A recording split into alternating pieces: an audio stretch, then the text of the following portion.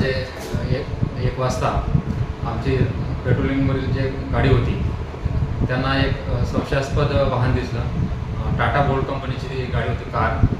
तर तिला थांबवण्याचा इशारा दिला असता ती न थांबता ती तिकडे शहापूर साईडला जोरात वेगाने निघून गेली। तिच्या मागे आमची पेट्रोलिंगची गाडी धावली।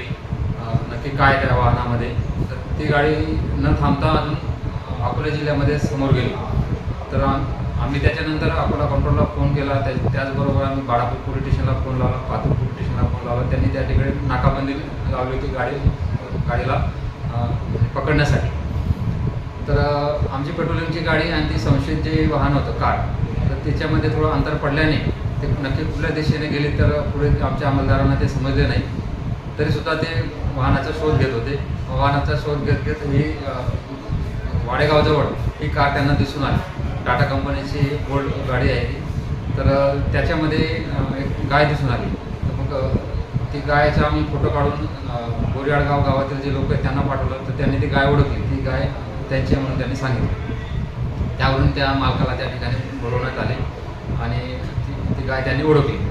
आणि ते जे वाहन आहे टाटा बोल्ट कंपनीचं कार, तर ते वाहन आपण टोविंग करून पोलीस स्टेशनला आणलेलं आहे।